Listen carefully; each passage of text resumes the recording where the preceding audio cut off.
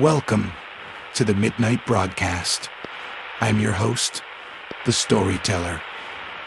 Join me tonight for another chilling tale resurrected from the past. This week's paranormal parable, Unidentified Body. So turn off all the lights, light some candles, and be prepared to be scared.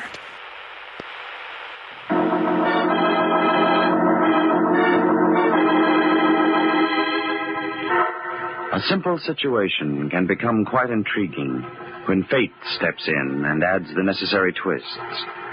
Take the case of the notorious gang who put a crime reporter on the spot because his articles were dangerous to them. Now, add this twist. The fact that the gang has never seen the reporter. And add this twist.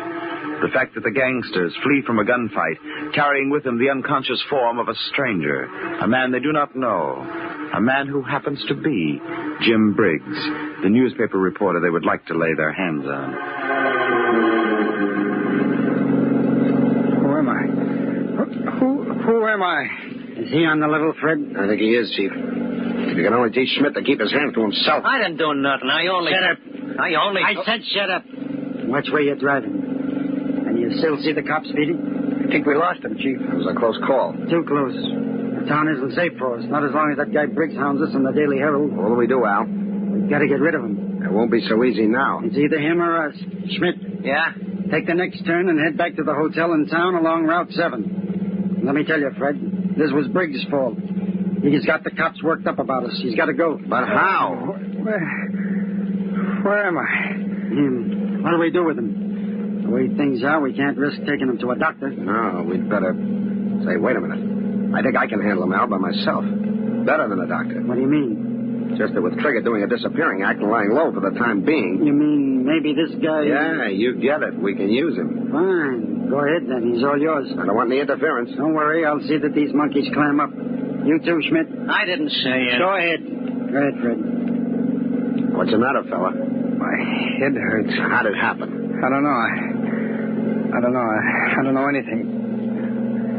Who are you? You know me. I'm Fred Booth. Fred Booth? I don't remember. Now, look, fella, I'm going to help you. Help me? Look at me. No, look right at me. It's hard to hold my head that way. Hurts. Try. All right, I will. You don't remember anything? No. Let's see about that. Where do you live? I don't know. What was your father's name? His name was... I don't know. Now, look, fella, you're in a bad way. You've lost your memory. You've got a lot of things to learn again about yourself. Yeah, I understand. I'm going to start off with your name, and then later I'll tell you all we know about you. Thanks. Thanks a lot, Fred. Your name is Trigger Martin. Real name Henry, but we've always called you Trigger. That sound familiar? Trigger Martin. You remember now? You ever heard the name?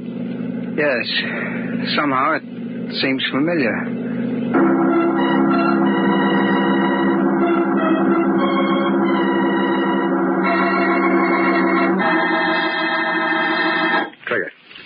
Trigger, wake up. How are you? How's your head? Oh, it's better, Fred. You've been sleeping since we got here about 3 hours ago. Here? Where's here? Oh, I remember the hotel. That's right, the Crescent Hotel. The Crescent Hotel. What else do you remember? Well, everything that you told me. Anything else come back to you?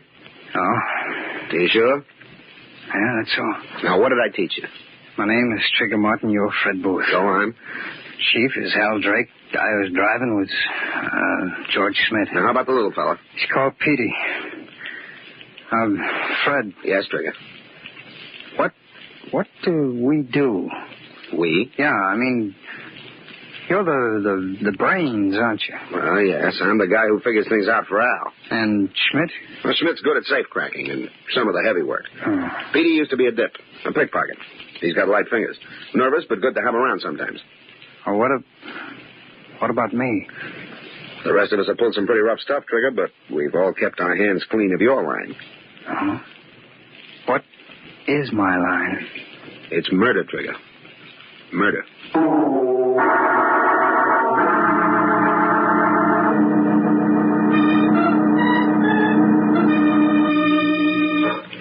How's he getting along, Fred? Trigger. Okay. Your treatment? Well, what's wrong with it? Risky. Nah, he'll be all right. He'd better. We'll need him, but soon. I told him just now that he was a killer. Yeah? Any questions? No, he just wants to learn all about himself. Great. Would you be liking your rooms cleaned now, Mr. Drake? Sure, anytime, Mrs. Calder, but since when do you open doors without knocking? Well, if you're not up at this time of day, you ought to be ashamed of yourself. Oh, it's not that, Mrs. Calder, but sometimes we have business conferences and can't be disturbed. Oh, business, is it?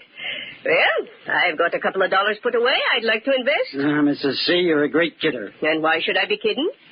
I'd like to live in style like you and Mr. Booth and the other gentlemen. Well, finance is hard work, Mrs. Calder. You'd better stick to cleaning. And that's just what I'll be doing if you gents will let me. And I'll start in this inside room and... Mrs. Calder, I don't think you better go in there, not for a couple of days. No? One of our associates is in there sleeping. Mr. Smith? No, a new associate. He was hurt a little. In a hunting accident. He's got to have rest. Oh, you. I'm thinking you'd just like to be living in a dirty room. Well, I'll be back later then. I think you'd better. And remember, don't go in there. I'll not be forgetting, Mr. Drake. Chief, we ought to get out of town. Really hide out. They can't pin anything on us yet. Besides, I like to live nice. I like to live. What's eating you? You don't have a murder rap against you? So what? Trigger's the only guy in this mob who ever had the chair to worry about. Now... Al, calm down. You saying something about me, Chief? Trigger, you ought to be taking it easy in your own room. I tried, but every time I lay down, my head started. Something hurting you, Trigger? Not exactly hurting. What then? This business. What you told me before about my killing people. I don't like it. What's the matter, Trigger? You going soft? Maybe I am. You know what happens to pals of mine that goes soft? No, I don't. Nothing much. Nothing much that you'd care to hear about, and we don't even notify their families. I don't know if that make much difference to me. I can't even remember my family. You can't remember lots of things, but they happen, so what? So I want to quit. Trigger. I want to quit, do you hear? I don't know what I did before or how I felt before, but I know I couldn't go around knocking off guys just because you put the finger on them. Not now. Maybe the shock on the head softened me or made me yellow or reformed me or whatever else you want to call it, but I just couldn't kill a guy, and I know it. Not now. There's something inside tells me. What are you going to do about it, Trigger? There's nothing to prevent me from walking out of here. Why, you did it. Take it easy, Al. Now, look, Trigger. How many guys have you knocked off? I don't know. I can't remember. Can't remember anything except what you told me. Now, listen to me, and listen carefully. I know of 6. Me? 6 murders? Yeah. And I don't know how many before you started working for Al. I heard you'd done plenty. Sure, you can walk out of here if you want to, but it won't do you no good. I don't get it. 6 murders. Practically every cop in the country's got orders to drag you in dead or alive. And with your rap as a cop killer, they're going to shoot first. Now, you want to walk, or do you want to play ball? Well, I'll stay. I have to stay.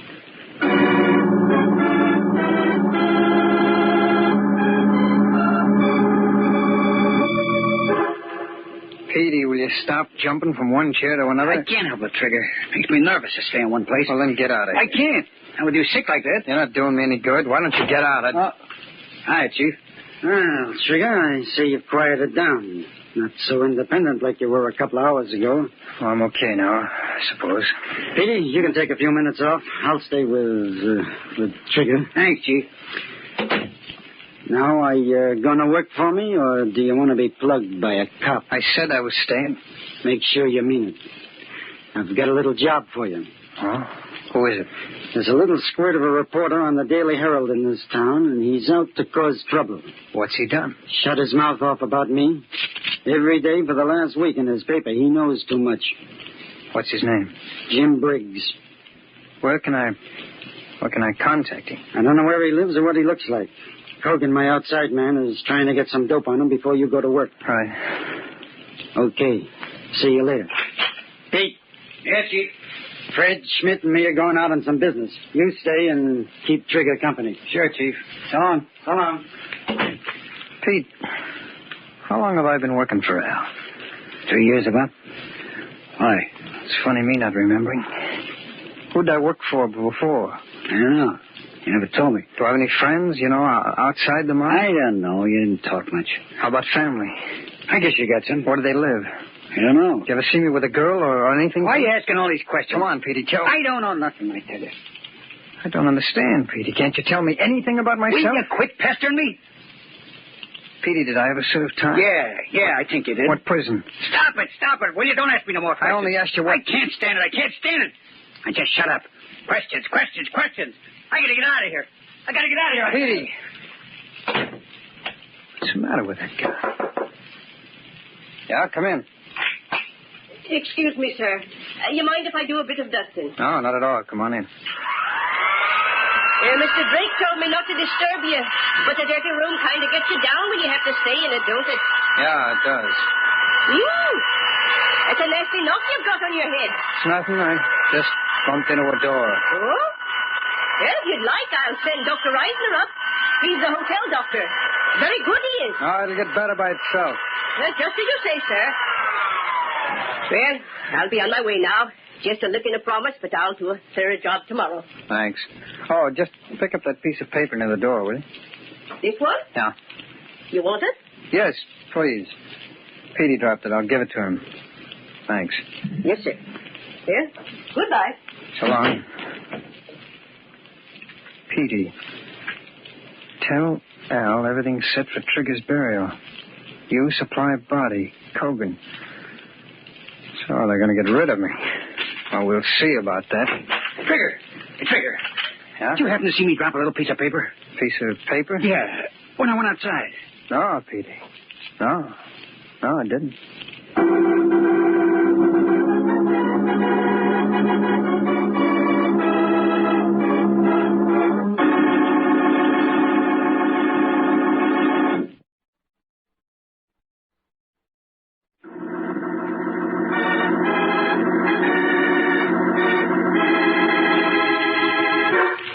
Our story is about a mind from which all memory has been erased. Its owner was brought to the headquarters of Al Drake's notorious gang in the Crescent Hotel. There, his history was taught him by Fred Booth, brains of the gang. There he was told that he was Trigger Martin who had killed many men. Even though he felt he could not go on with his murderous career, he knew he was bound to it by his past. But then he intercepted a message that indicated he was to be killed. Everything's set for Trigger's burial. You supply body. Why do they want to kill me? The cops I can understand, but me, their own pal. I've got to get out of here. I've got to escape. I've got to. Trigger. What do you want? Snap out of it. I wasn't doing anything, Schmidt. You're sitting there thinking I don't like it. Well, what do you want me to do? Talk. Talk? I don't feel like talking. Petey says you drove him nuts with your talking. Now you're quiet like a boneyard. Come on, talk. All right, I'll talk. Do I have any family, Schmidt? I didn't say for you to ask questions. That's all I've got on my mind. Well, keep me yourself then. You don't like staying here with me, do you? Al told me to. He said you shouldn't be left alone. I'll be all right. I won't try to get away. I didn't ask you that. Oh, go ahead, Schmidt. I'll be okay. I'll play some of the records. I don't want to get into no trouble with that. You won't. Go on. Go on. Take a little time off. Thanks, Trigger. I'll see you. Pick a good loud record. Stardust, St. Louis Blue, Darktown, Strutter's Ball. Look at this. Personal Recording Studios, Boardwalk, Atlantic City. Regards to Al and all the gang from Gloria and Trigger. This I gotta hear. Gloria.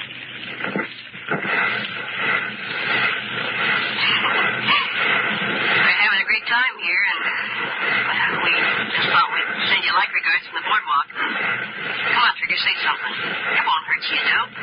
Say hello. Say anything. Well, I just want to send our regards, Al.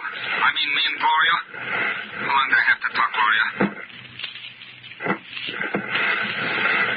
Well, I just want to send our regards, Al. I mean, me and Gloria. How long do I have to talk, Gloria? Say hello. Say anything. Well, I just want to send our regards, Al. I mean, me and Gloria. How long do I have to talk, Gloria? I'm not Trigger, then. I'm not. But who am I? Do they know who I am? Why are they trying to tell me I'm Trigger Martin?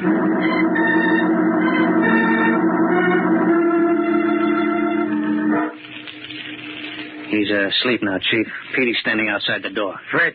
Yeah? I don't like it. Why not?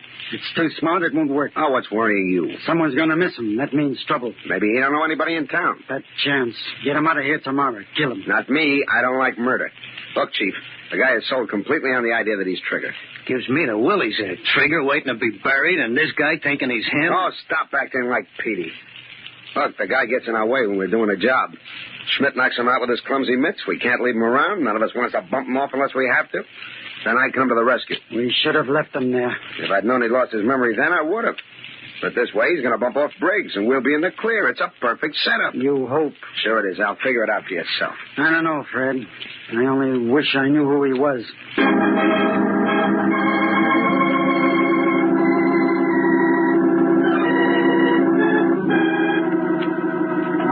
Trigger. Mm-hmm. How you feeling? Oh, much better today, Fred. Your head all right? Oh, sure. Al told me he had a job for me. Yeah. I think I could do it today. You better do it today. That's what I came to talk to you about.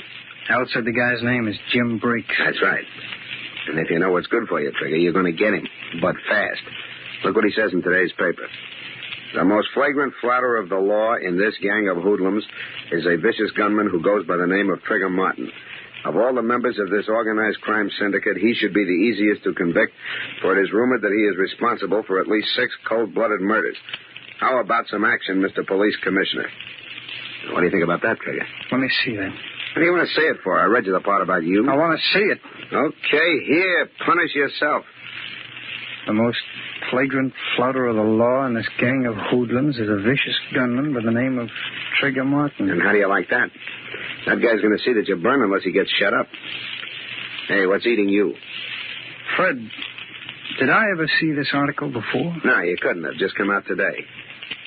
For a second, I thought... You got no time to think, Trigger. The only thing that'll do you any good now is to get a hold of that Briggs. Yeah. You're right, Fred. Briggs. He's my man.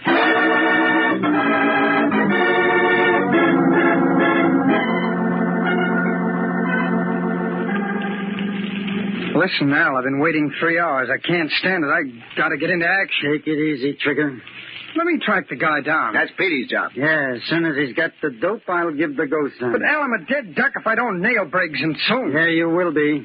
But we can't afford to make any mistakes. That's what I've been telling him, Chief, but he got all worked up about those newspaper articles. Save it, Trigger, until... Well, that must be Petey. Open up, Schmidt. Okay, Fred. Well, Petey. Any luck? I just get a line on this guy, Briggs. Go ahead. Don't rush me, Chief. Makes me nervous. Come on. The Herald got him in from Chicago to do this job on us. He's new to town. That's why we don't know him. Yeah, I guess so. Where's he live? He's got his office set up and his room's in the same place. Sends his stuff to the Herald over the phone. Petey, where does he live? Gee, Chief, didn't I tell you? 41 McDougal Alley in the basement. One of them garden apartments. Did you get that, Trigger? Sure. 41 McDougal Alley in the basement. Okay, that's right. And here's your gun. Now get going.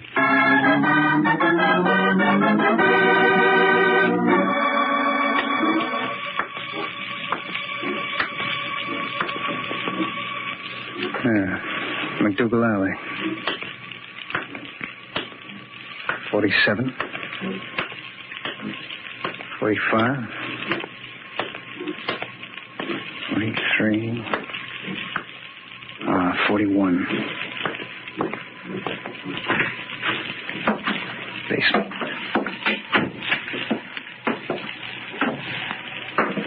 Careful. Maybe a trap. Don't forget they've been lying all along. Careful.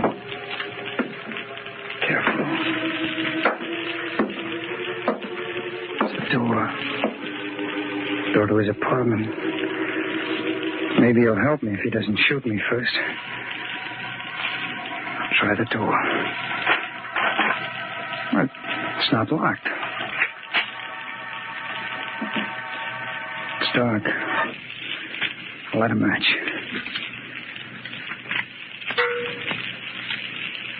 Jump want to begin? Okay, Crider. Let me go. No, you don't. Let me, Crider. Let go of me. What, you think he's got a gun? I see. Good work. Right on the head. He's out. Well, that'll take care of him for a while. It was a close call. Closest I've had since I joined the force. Yeah. That gun ain't no toy. He's coming around. Better snap the cuffs on him. Right. Wonder what his angle is on the case. I'll question him. Hey, come on. Come on, snap out of it. Wake up, you. My head. Come on out of it. What? Hey, who are you? What are you doing here? That's just what we were going to ask you. Well, this is my apartment. My name is Briggs, Jim Briggs. Jim Briggs disappeared 3 days ago. We're working on the case. If you're Jim Briggs, maybe you can tell us where you've been. Half the police force has been looking for Briggs. I don't know. I can't remember. All I know is that I'm Jim Briggs, and this is my apartment. Yeah? Do you usually come into your apartment with a gun in your hand? I don't know. All I remember is... I remember watching a gun battle.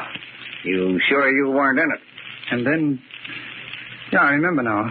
A little. I was in a hotel somewhere in town with some men named Drake and Booth and Schmidt and Petey. Hey, Crider, that's Al Drake's mob. Yeah. And this guy is one of them. He must be that Trigger Martin character. You know, we never got pictures of any of them. No, I'm Jim Briggs, I tell you. Look, give me a chance. I think I can lead you to their hideout. Please. I think I remember where it is.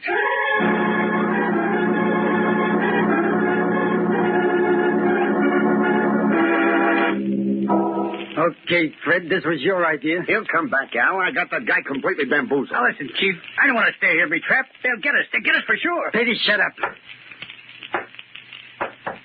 What'd I tell you? He's back. Okay, open up, Schmidt. Well, Trigger, did you do it? You told me to kill him, didn't you? Stop the dramatics. Of course, I told you. Well, I did it. I found the guy in his apartment. I was working at a desk. He looked up, and I gave it to him. Let's have your gun, Trigger. My gun? What for? Come on, hand it over. I threw it away. I don't believe you. Schmidt, grab him. Until you're done, Schmidt. Put up your hands. All of you. Now, Trigger, no point in getting jumpy. How long do you think you'll get away with Cut it. You know I'm not Trigger, and I know. Whoever you are and whatever your game is, no one person doesn't stand a chance against four. You won't get out of here alive. I think I will. Petey, open that door, quick. Yeah, right away. Come on in, Crider. All right, you guys. Bundle these hoodlums into the wagon. Did you get what you wanted, Crider? Perfect.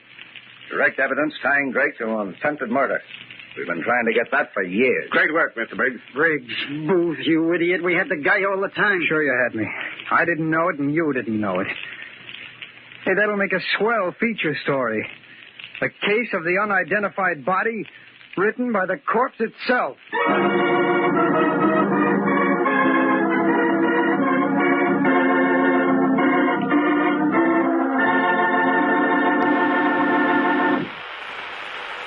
I hope you've enjoyed tonight's tale. Tune in again next week for another chilling classic tale on the Midnight Broadcast. Good night, sleep tight, and don't let the bed bugs eat you alive. Underneath the moonlit sky, where shadows dance and demons lie, the clock strikes 12, the hour is near. A tale of terror we bring right here. Nightmares arise as the radio crackles into the abyss, where darkness battles with each chilling tale, a shiver in your spine. Welcome to the Midnight Broadcast. It's time. Echoes of the past, whispers in the wind, in every tale, a mystery to transcend. Ghosts and ghouls that come